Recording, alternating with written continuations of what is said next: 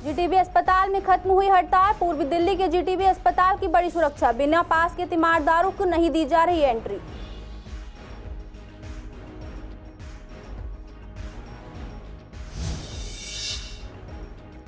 Petrol पंपों पर PUC केंद्र की हड़ताल जारी। पूर्वी दिल्ली में कहीं खोले पीयूसी केंद्र तो कहीं रहे बंद। पुरानी दरों पर ही बन रहा प्रदूषण नियंत्रण प्रमाण पत्र।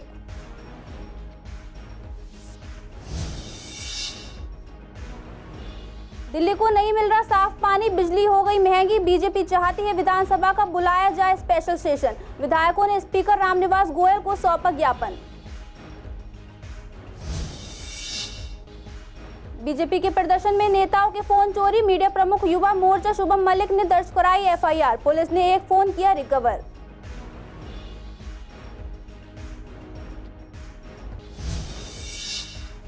पूर्वी दिल्ली में बढ़े हुए आए बिजली के बिल, जनता ने सरकार पर लगाया भ्रम फैलाने का आरोप। केजरीवाल सरकार के दावों को कहा झूठा।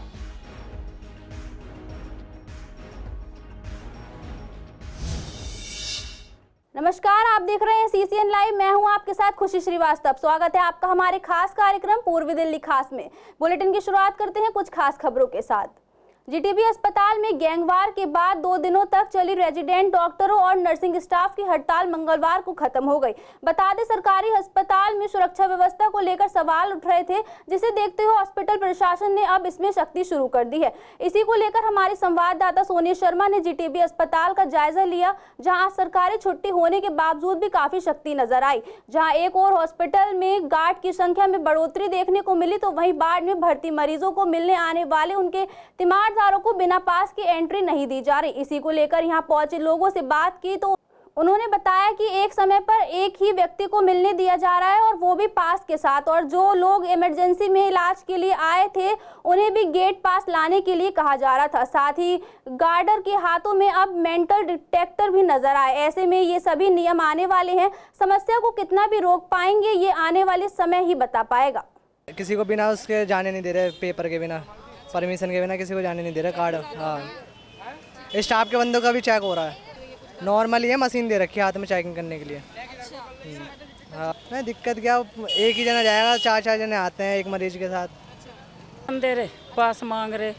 अब हम तो पहली बार आए हैंगे। तो क्या कह रहे हैं अंदर गार्ड आपको? नुका कोई नहीं जाने का बगैर पास के।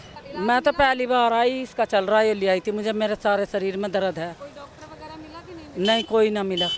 नुका हड़ताल चल रही सबकी। पहले तो बिना पास के चले जाने थे, लेकिन अब सख्ताई से कुछ ज़्यादा ही हो रही। क्यों, क्या वजह लग रही है? पता नहीं जी, कहना गोली गोली मार दी कही है किसी ने। अंदर जाने के लिए कुछ कागज़ पे मोहर सी लगा के दे रखी। अच्छा, हमारा भतीजा भी भर्ती नहीं है आईसीयू में, छोटा सा, अभी 17 दिन का। वो जब दवाई नहीं मिली तो हम उससे मिल कर आ गए। आज इमरजेंसी है तो दूसरी जगह दिखाते हैं। इमरजेंसी में बिल्डिंग अलग होती है, नॉर्मल डेज में ओपीडी में जाते हैं। एक्चुअल में क्या होता है मैम, जब भीड़ कम है तो ज़्यादा गार्ड खड़े होकर भी क्या करेंगे। जीटीबी में हाल ही में जिस तरीके से गोलीकांड देखने को मिला था, उसके बाद से अस्पताल में लगातार डॉक्टर्स की स्ट्राइक थी, जो कि स्ट्राइक कल तो रुक चुकी है, लेकिन उसके बाद सख्ती यहाँ पे बढ़ा दी गई है। कई पेशेंट से हमने जब बात की तो उनका यही कहना था कि यहाँ पर जो है सख्ती बढ़ती दी गई है, बहुत ज़्यादा गार्डों की संख्या में बढ़ोतरी की गई। आपको दिखाना चाहूँगी, यहाँ पर ये मेन एंट्री का गेट है।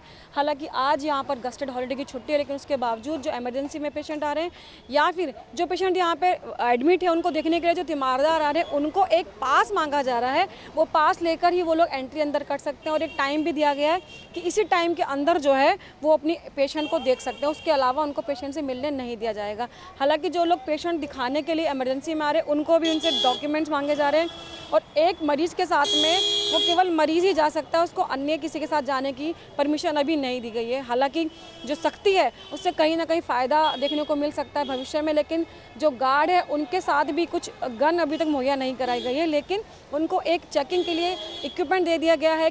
पासिस का जो सिस्टम लागू किया गया है वो काफ़ी बेहतर है, क्योंकि जो भी वार्ड में मिलने के लिए जाएगा उसके लिए पता चलेगा कि कौन व्यक्ति है, किससे मिलने गया है, किस पेशेंट से मिलने गया है। उससे कहीं ना कहीं जो समस्याएं हो सकती थी भविष्य में, उससे लोगों को राहत ज़रूर मिलेगी। कैमरा पर्सन ललित कुमार के साथ सोनिया शर्मा, सीसीएन। दिल्ली में एक तरफ वाहनों के पॉल्यूशन अंडर कंट्रोल यानी पीयूसी की जांच का रेट कम बढ़ाने के विरोध में करीब 700 पेट्रोल पंप पर पीयूसी जांच केंद्रों को बंद कर दिया गया है। वहीं दूसरी तरफ दिल्ली पेट्रोल डीलर्स एसोसिएशन ने शुल्क में और वृद्धि की मांग करते हुए हड़ताल शुरू की है। इस वजह से वाहनों की प्रदूषण की जांच प्रभावित हो रही है। इसी को लेकर हमारे संवाददाता ने ग्राउंड जीरो से जायजा लिया, जहां क्रॉस रिवर मॉल के पास बने पेट्रोल पंप पर पीयूसी सेंटर बंद थे और करकरडूमा अथॉरिटी के पास बना पीयूसी सेंटर खुला है। बता दें, हाल ही में वाहनों के प्रदूषण पर जांच का शुल्क बढ़ाया गया। 3 पहिया वाहनों के प्रदूषण जांच का शुल्क 60 से बढ़ाकर 80 रुपए कर दिया गया, जबकि 4 पहिया वाहनों के लिए शुल्क 80 रुपए से बढ़ाकर 100 रुपए कर दिया गया। बावजूद इसके कई पीयूसी सेंटर पर पुरानी दरों के मुताबिक प्रदूषण नियंत्रण प्रमाण पत्र बनाया जा रहा है। इसको लेकर जनता का क्या कुछ कहना है, सुनिए। कई पेट्रोल पंप में पीयूसी के जो सेंटर है वो बंद देखे तो कुछों पे खुले जो है नज़र आए। वही आप देख सकते हैं कि यहाँ पर बाइक का पीयूसी हो रहा है और जो है कुछ स्थानों पर हमने देखा कि वहाँ पर पीयूसी नहीं हो रहा था। तो अब देखना ये वाली बात होगी कि किस तरीके से इस जो सेंटर चल रहे हैं वो किस तरीके से चल रहे हैं और कुछ पेट्रोल पंप में जो है अपने मनमानी तरीके से वो चला रहे हैं। कुछों पे रेट्स ज़रूर बढ़ सकते हैं, लेकिन अगर लोगों की बात की जाए तो लोगों को काफ़ी दिक्कतों का सामना भी करना पड़ रहा है। भाई आप एक चीज़ बताइए, जैसे आप पीयूसी करवाने आए थे तो क्या कोई रेट ज़्यादा लिया गया है या फिर जो पुराने रेट चल रहे हैं वही ले रहे हैं? जो सरकारी रेट है वही है 70 रुपये। 70 रुपये? हाँ। पहले कितना था? पहले भी 70 था। वीडियो जर्नलिस्ट महेंद्र बोरा के साथ मोहित शर्मा, सीसीएन लाइव दिल्ली। बिजली बिलों में बढ़ोतरी और दिल्ली में बार बार जलभराव की समस्या पर चर्चा के लिए बीजेपी विधायकों ने मॉनसून सत्र बुलाने की मांग की है। अपनी मांगों को लेकर बीजेपी विधायकों ने विधानसभा स्पीकर रामनिवास गोयल से मुलाकात कर ज्ञापन भी दिया। इसी को लेकर हमारे संवाददाता मोहित शर्मा ने विश्वासनगर विधायक ओम प्रकाश शर्मा से बातचीत की। उन्होंने बताया कि बिजली बिलों के साथ साथ दिल्ली में पानी की आपूर्ति को लेकर भी बात होनी चाहिए, क्योंकि दिल्ली में लोगों को पीने का पानी नहीं मिल रहा है। इसको लेकर भी उन्होंने चर्चा की ताकि जल्द से जल्द मॉनसून सत्र बुलाया जाए और हम जनता की समस्या पर बात कर सके। मॉनसून सत्र को बुलाने के लिए बीजेपी जो विधायक हैं वो रामनिवास गोयल जो विधानसभा स्पीकर हैं उनसे मिले हैं। ज़्यादा जानकारी के लिए मेरे साथ ओम प्रकाश शर्मा जी हैं जो विश्वासनगर के विधायक हैं। सर, मॉनसून सत्र से पहले ही मुलाकात की है, मुलाकात में क्या मुद्दे उठाए हैं? सर, दिल्ली का आज सबसे ज्वलंत मुद्दा ये है कि अनेक लेवी बिजली के बिलों में लगाकर बिजली का जो बिल है वो 60% तक बढ़ा दिया गया है, जिससे पूरी दिल्ली के लोग त्रस्त हैं। इवन जो बिजली कंपनी के कर्मचारियों की पेंशन है उनकी लेवी भी आम जनता के ऊपर लग गई है, जिससे कि आम जनता बहुत त्रस्त है। तो दूसरी बात, दिल्ली में पीने के पानी की कमी है और बरसात आते ही दिल्ली जलमग्न हो जाती है, नालों की पूरी सफाई नहीं हुई है। तो बिजली हो चाहे पानी हो, सड़कों में गड्ढे हैं, बसों की हालत ख़राब है, हॉस्पिटल के अंदर फैकल्टी नहीं है। इन सब चीज़ों को देखते हुए हमने ये कहा है कि तुरंत प्रभाव से मानसून सत्र बुलाया जाए और जनहित के जो मुद्दे हैं इनके ऊपर चर्चा करा के वो चीज़ें सब जनता को मुहैया कराई जानी चाहिए। देखिए, नालों की कोई सफाई हुई नहीं है, इसी वजह से जब भी बारिश होती है दिल्ली के अनेक भागों में जलमग्न हो जाते हैं। अब ये तो कहते थे मुनक नहर की भी हम वो कर रहे हैं, मुनक नहर भी टूट गई, एक कॉलोनी उसमें बिल्कुल पानी में डूब गई। तो इस तरीके से कथनी और करनी में बहुत अंतर है। जो कार्य करने चाहिए, जिस तरीके से पूरा प्लान बनना चाहिए वो प्लान बना नहीं है, और प्लान यदि बना है तो उसके ऊपर हाउस के अंदर डिस्कस होना चाहिए और उनको डाटा देना चाहिए क्या क्या काम उन्होंने किया है, क्या क्या करना था, क्या क्या बाकी है। इन सब चीज़ों के लिए जो विधानसभा है उसका सत्र बुलाना बहुत ज़रूरी है। ये थे मेरे साथ ओम प्रकाश शर्मा जी, जिन्होंने बताया कि बिजली, पानी और जल भराव की समस्या को लेकर ये मुद्दे जो है विधानसभा सत्र में उठाएंगे। वीडियो जर्नलिस्ट महेंद्र बोरा के साथ मोहित शर्मा, सीसीएन लाइव दिल्ली। बढ़े हुए बिलों के खिलाफ करकरडूमा में बीएसईएस दफ्तर के बाहर चल रहे बीजेपी के विरोध प्रदर्शन में पॉकेट मार घुस गए। बदमाशों ने भीड़ का फायदा उठाते हुए पूर्व पार्षद और जिला महामंत्री रमेश गुप्ता, दिल्ली प्रदेश युवा मोर्चा के मीडिया प्रमुख शुभम मलिक, शादरा जिला उपाध्यक्ष समेत 6 नेताओं के फोन चोरी कर लिए। इसी को लेकर सीसीएन संवाददाता मोहित शर्मा ने दिल्ली प्रदेश युवा मोर्चा के मीडिया प्रमुख शुभम मलिक से बात की तो उन्होंने बताया कि वे करकरडूमा के पास बिजली विभाग के सामने प्रोटेस्ट कर रहे थे। उसी दौरान दौरान जब उन्होंने अपनी जेब चेक करी तो उनका फोन नहीं मिला। उन्होंने बताया कि उनकी नजर एक व्यक्ति पर पड़ी और पुलिस की मदद से उसे पकड़ा गया। पुलिस को आरोपी के पास से एक चोरी का फोन बरामद हुआ। आरोपी के पास से अरविंद कुमार नाम के व्यक्ति का फोन रिकवर हुआ। फिलहाल उन्होंने अपने फोन चोरी का मामला आनंद विहार थाना में दर्ज करवा दिया है। बिजली के जो बड़े दाम है उसको लेके विरोध प्रदर्शन चल रहा था BSES ऑफिस करगडुमा कोर्ट के सामने। तो प्रदर्शन के दौरान थोड़ी देर बाद मुझे एहसास हुआ कि मेरी जेब में फ़ोन नहीं है। जब मैंने अपनी जेब में चेक किया तो मेरे पास फ़ोन नहीं था। मैं भीड़ से अलग होकर जब गया तो मैं नीचे दाएं बाएं देखने लगी, शायद गिर गया होगा। तो इतनी देर में मैं देखता हूँ कि एक चोर भाग रहा होता है गेट नंबर 4 के सामने से करगडुमा कोर्ट के, तो उसके पीछे एक पुलिस वाला भी होता है। तो जैसे ही मैंने उसे देखा तो मुझे लगा कि मेरा फ़ोन भी इसी पे ना हो, तो मैं भी उसके पीछे भागा। तो मैं और पुलिस वाले हम पीछे भागे उसके, तो हम उसके बस पहुंचने वाले थे उतनी देर में उसने एक फ़ोन तो गाड़ी के नीचे फेंक दिया। तो उसके बाद उसको हमने पकड़ लिया, फिर हमने वो फ़ोन रिकवर किया। वो भी हमारी पार्टी का ही एक जिला उपाध्यक्ष है, उनका मिला। तो आपका फ़ोन मिला नहीं मिला? नहीं, अभी मेरा कोई फ़ोन नहीं। पुलिस क्या कार्रवाई कर रही है? पुलिस कह रही है कि उसने एक आधे आदमी का और नाम बताया। इनकी पूरी टीम है 5 से 6 लोगों की, और वो कह रहे हैं हम जल्दी से रिकवर करने की कोशिश क्या करें। लगता है मिल पाएगा आपका फ़ोन? देखिए, इस बारे में तो मैं कुछ कह नहीं सकता, मिलेगा या नहीं मिलेगा। ये पुलिस कार्रवाई कर रही है, मिल जाएगा ठीक है, नहीं मिलेगा तब भी कुछ नहीं कर सकते। बिजली बिलों में PPAC की दरें बढ़ने से इस समय हर मिडिल क्लास व्यक्ति परेशान है। पिछले ही महीने से PPAC में जिस तरह से बढ़ोतरी की गई उससे लोगों का बिल काफी बढ़ा हुआ आ रहा है। इसी को लेकर हमने पूर्वी दिल्ली की जनता से बात की तो जनता का कहना है कि पिछले महीने इस महीने का बिल बढ़ी हुए दरों के साथ आया है, जिससे काफी दिक्कतें हुई हैं। उन्होंने बताया कि आप पार्टी जिस तरह कह रही है कि दरें नहीं बढ़ाई गई हैं, वो केवल एक भ्रम है और दिल्ली सरकार के दावे झूठे हैं। जनता का कहना है कि वो मानते हैं कि गर्मियों में बिजली ज्यादा इस्तेमाल की जाती है, लेकिन इससे पहले इतना बिल नहीं आया। इस बार बिल रेट बढ़ाने के बाद ये अधिक बढ़ गया है। सरकार कोई भी दावे करे, भुगतान एक आम आदमी को ही करना पड़ता है। पिछला बिल है वो भी हमारा बढ़ के आया हुआ है। जो 200 यूनिट फ्री के लिए उन्होंने बोला था, PPCI जो है वो उन्होंने लगातार बढ़ा दी है। और इस तरीके से जनता जो है वो त्राही त्राही कर रही है। हर जगह जो है धरना प्रदर्शन मात्र इसीलिए किया जा रहा है कि भाई ये बिजली का बिल जो है लगातार बढ़ के आ रहे हैं। कमर्शियल मीटर में आपने इस तरह से स्लैब बना रखे हैं, बिना इलेक्ट्रिसिटी यूज़ करे भी कंज्यूमर को सपोज 2 किलोवाट का भी कनेक्शन है तो उसको 800 साढ़े 800 रुपये स्टैंड बाय मोड पे उसे पे करने पड़ते हैं। पहला फैक्टर। दूसरा फैक्टर आता है ये आपने जो पावर फैक्टर लगा रखा है, इससे इतनी दिक्कत है, इससे ज़्यादा दिक्कत है। सपोज़ अगर पावर फैक्टर आपका 1 नहीं आ रहा है कमर्शियल मीटर में और अगर आप 0.8 आ रहा है या 0.75 आ रहा है तो इवन दो उसके 25% एक्स्ट्रा बिल पे करने पड़ रहे हैं। पावर फैक्टर के लिए एग्जैक्ट क्या कंडीशन है, कैसे क्या होना चाहिए, हर बार ट्राई करने के बाद वो एग्जैक्ट 1 नहीं आ पाता। लगातार डबल ट्रिपल में चार्जिंग इतना बढ़ा दिया है कि आम आदमी की तो परेशानी है। आम आदमी कहाँ से बिल भरेगा? तो जीरो बिल अगर वो किसी के आते हैं वो तो लो क्लास के हैं। वो उन्होंने को कह दिया 50 यूनिट आपको फ्री मिलेगी, 100 यूनिट फ्री मिलेंगे। वो फ्री वालों को, मगर मीडियम वाला तो आदमी दब रहा है ना, उसको क्या बेनिफिट हो रहा है?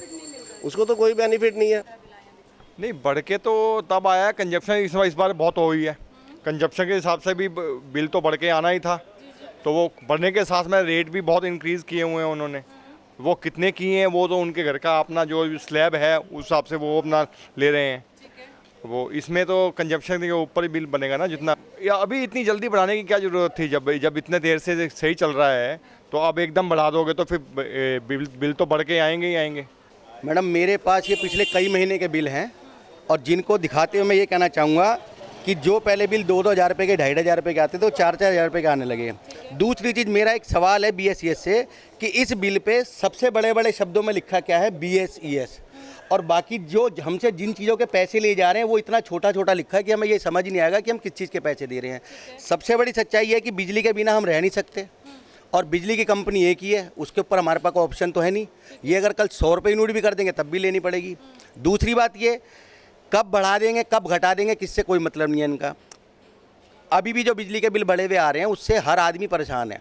और मेरा तो सिर्फ ये कहना है, क्या चाहिए इसमें? कोई गर्मियों में वैसे भी नॉर्मली बिल बढ़कर आते हैं लोगों को। मैडम एक चीज़ बताइए आप मेरे को, दुनिया में सिर्फ एक बिजली कंपनी ऐसी है और ये बिजली एक चीज़ ऐसी है कि आप जितनी ज़्यादा इस्तेमाल करोगे उतना ज़्यादा आपको रेट का फ़र्क आएगा। नहीं तो एक अगर आप आदमी सब्जी लेने भी जाता है ना, 1 किलो आलू अगर वो 20 रुपये किलो बोलेगा, अगर हमने कहा ना 5 किलो आलू चाहिए तो वो अपने आप कहेगा जी 18 रुपये लगा लो। एक बिजली एक ऐसी मुसीबत वाली चीज़ है कि हम अगर 200 यूनिट तक डर डर कर चलाएंगे ना, पंखा बंद करो लाइट बंद करो, तब तो जाके वो आदमी को मिलेगा जी फ्री हो गया। 200 की एक हो गई तो वो 200 के भी शारदा जिला की पुलिस ने एक शराब तस्कर को गिरफ्तार किया है। आरोपी के पास से 2500 क्वार्टर अवैध शराब और मिनी ट्रक बरामद हुआ है। गिरफ्तार आरोपी की पहचान मोनू के रूप में हुई है। पुलिस को आनंद विहार दिल्ली के पास अवैध शराब ले जाए जाने की गुप्त सूचना मिली।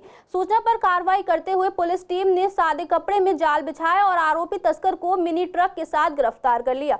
पुलिस ने दिल्ली आबकारी अधिनियम के तहत थाना आनंद विहार में मामला दर्ज कर लिया है। पूछताछ के दौरान आरोपी मोनू ने खुलासा किया कि वह अपने साथी विक्की गुप्ता की मदद से आसानी से पैसे कमाने के लिए छोटा हाथी से अवैध शराब की आपूर्ति करता है। बसों में यात्रा करने वाले लोगों को अक्सर बसों का घंटों इंतजार करना पड़ता है। उसके बाद बस में भी सीट ना मिलने पर खड़े होकर सफर करना पड़ता है। ऐसे में अगर बस स्टॉप पर स्टैंड ही ना मिले तो समस्या और ज्यादा बढ़ जाती है। आपको बता दें, जीटीबी एनक्लेव और दिलशाद गार्डन में बसों का इंतजार कर रहे लोग कई समस्याओं से जूझ रहे हैं। जहां एक और जीटीबी एनक्लेव में बने बस स्टॉप पर ना ही साइन बोर्ड है और ना ही स्टैंड, वहीं दिलशाद गार्डन पर बने एक स्टैंड पर बस ड्राइवर बस नहीं रोकते हैं। इसी को लेकर यात्रियों ने बताया कि सालों से यहाँ स्टैंड की कोई व्यवस्था नहीं है, जिससे बुजुर्गों और महिलाओं को खड़े होकर बस का इंतजार करना पड़ता है। वहीं कई बार बस न रुकने पर भी घंटों खड़े रहने पर इंतजार करना पड़ता है। हाँ देखो जी, हमें तो पौन घंटा हो गया खड़े खड़े 212 के लिए। हाँ जी, बस आती है, बहुत आती है। 165 बहुत आती है। पता कैसे लेडीज बैठे जेंट्स खड़े रहते हैं तो उनसे पूछते हैं कि यहाँ पे बस जाती है, वो बोल देते हैं हाँ, फिर वो भी खड़े हो जाते हैं। तो स्टैंड होना चाहिए या नहीं? होना चाहिए। बारिश आ जाए लोग बाग कहाँ जाएंगे? हाँ जी, धूप वगैरह होती है, धूप होती है, बारिश होती है, तो बस स्टॉप पे अंदर बैठ तो जाए लोग बाग। अब यहाँ पे धूप में खड़े रहते हैं, कोई सुविधा ही नहीं है। हाँ जी, बहुत दिक्कत होती है। मेरे को तो 2 साल हो गए यहाँ आते। बस पता चल जाता है ना, तो आप बस वाले खुद ही पता चलता है। आज स्टैंड होना चाहिए या नहीं? हाँ, होना चाहिए। तो लक्ष्मीनगर मेट्रो स्टेशन से थोड़ी ही दूर पर शकरपुर की गली नंबर 3 है, जिसे राम मंदिर वाली गली भी कहा जाता है। महीने भर पहले सीवर की लाइन डालने के लिए गली को खोदा गया था, लेकिन काम पूरा होने के बाद इसे बनाया नहीं गया, जिसकी वजह से स्थानीय लोगों के साथ साथ राहगीरों को भी काफी दिक्कतें हो रही हैं। इसी समस्या को लेकर सीसीएन संवाददाता सोनिया शर्मा ने स्थानीय लोगों से बात। उनका कहना है कि ये गली पिछले 1 महीने से खुदी है, लेकिन इसे बनाने कोई नहीं आया। बारिश में यहाँ पानी भर जाता है, जिससे कारण गली से निकलना मुश्किल हो जाता है। जगह जगह गड्ढे खुदे हुए हैं और वो सीवर व्यवस्था बड़ी ही दयनीय स्थिति में है। लोग मंदिरों में दर्शन के लिए जाते हैं, सभी लोग जाते हैं, जाने आने में बड़ी परेशानी होती है। लोग मंदिर में जाते हैं, बड़ा उटपटांग तरीके से अंदर जाने में पैर गंदे जाते हैं। भगवान की जगह एक साफ सुथरी जगह होती है। राम मंदिर जो बना हुआ है वहाँ पर रोड खुदी हुई है। वहाँ का जल बोर्ड जो कि कुछ काम नहीं कर रहा है, सिर्फ राजनीति करनी है उन लोगों को। और शासन प्रशासन मेरी से गुजारिश है कि जल्द से जल्द उसको काम करवाया जाए। उचित कार्रवाई करके इसको जल्दी से जल्दी इसके गड्ढे भरवा करके इसके पानी की निकासी, इसके सीवर और ऐसी व्यवस्था करा दी जाए, रोड का निर्माण करा के, जिससे कि मंदिर वास्तव में भव्य श्री राम का ये शुभ मंदिर, एक आदर्श मंदिर, एक पवित्र मंदिर है। और इस पवित्र मंदिर में इतना गंदा हो रहा है, ये दुर्भाग्य है। गीता कॉलोनी पुलिस टीम ने एक फरार घोषित अपराधी को गिरफ्तार किया है। गिरफ्तार आरोपी की पहचान मौजपुर निवासी मोहम्मद के रूप में हुई है। मिली जानकारी के मुताबिक शारदा जिला के सभी पुलिस स्टेशनों में घोषित अपराधियों और व्यक्ति को गिरफ्तार करने के निर्देश दिए गए थे। गीता कॉलोनी एसएचओ के मार्गदर्शन में एक टीम का गठन किया गया। गीता कॉलोनी थाने की टीम को एक अपराधी के बारे में गुप्त सूचना मिली। गुप्त सूचना पर कार्रवाई करते हुए टीम ने छापेमारी की, एक घोषित व्यक्ति को सफलतापूर्वक गिरफ्तार कर लिया। आज के लिए पूर्वी दिल्ली खास में इतना ही। देखते रहिए सीसीएन लाइव।